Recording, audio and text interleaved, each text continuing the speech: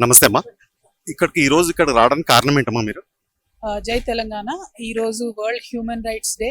కానీ ఆ, ఎట్లా మన తెలంగాణలో, మన హైదరాబాద్లో మన పోలీస్ డిపార్ట్మెంట్ వాళ్ళ వల్ల హ్యూమన్ రైట్స్ వైలేట్ అయినాయని ఉదాహరణ ఇప్పుడు నేను వచ్చినటువంటి సంఘటన. బాబు పేరు అజిత్ కుమార్. తన తర్వాత వాళ్ళు ముస్లిమ్స్కి కన్వర్ట్ అయినారు.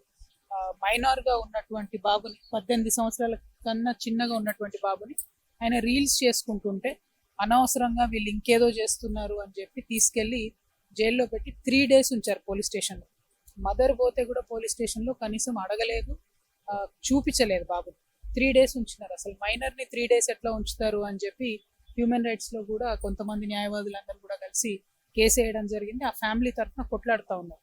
ఇప్పుడు హ్యూమన్ రైట్స్ కూడా పోలీస్ డిపార్ట్మెంట్ మీద చాలా స్ట్రిక్ట్గా యాక్షన్ తీసుకోవాలని చెప్పి మేము డిమాండ్ చేస్తూ ఉన్నాము. ఇట్లా 3 రోజులు ఒక చిన్న పిల్లగాన్ని తీసుకెళ్లి పెడితే, ఇప్పుడు అబ్బాయి మేజర్ అయ్యాడు, కానీ మైనర్ ఉన్నప్పుడు జరిగిన ఇన్సిడెంట్, దానివల్ల ఆయన చాలా సివియర్గా హెల్త్ ఇష్యూస్ వచ్చినాయి, ప్రాబ్లమ్స్ వచ్చినాయి. హ్యూమన్ రైట్స్ ఒక డైరెక్షన్ ఇచ్చింది, మొత్తం కంప్లీట్ ట్రీట్మెంట్ గవర్నమెంట్ చేయాలి అని. నిమ్స్కి వెళ్తే 3 లక్షలు ఖర్చు అయితే గవర్నమెంట్ పెట్టుకోలేదు. మళ్ళీ వీళ్ళు వెంటబడితే మళ్ళీ అప్పుడు సీఎం రిలీఫ్లో 1.5 lakh అంటే సగం ఇచ్చారు, ఇంకా సగం ఇవ్వలేదు. సో గవర్నమెంటే తప్పు చేస్తుంది, గవర్నమెంటే బాబుని 3 రోజులు జైల్లో పెడుతుంది. కానీ వైద్యానికి ఖర్చు చూసుకోరు. ఆ బాబుకు మెంటల్లీ ఆయన స్టేటస్ ఎట్లుంటుందని ఆలోచించరు. ఇప్పుడు ఆయన స్కూల్ నుంచి డ్రాప్ అవుట్ అయిపోయినారు. స్కూల్ అడ్మిషన్ ఎవరు చూడాలి, ఆయన ఫ్యూచర్ ఎవరు చూడాలి, ఈ అన్ని అంశాలను కూడా దయచేసి ప్రభుత్వం చాలా సీరియస్గా తీసుకోవాలి.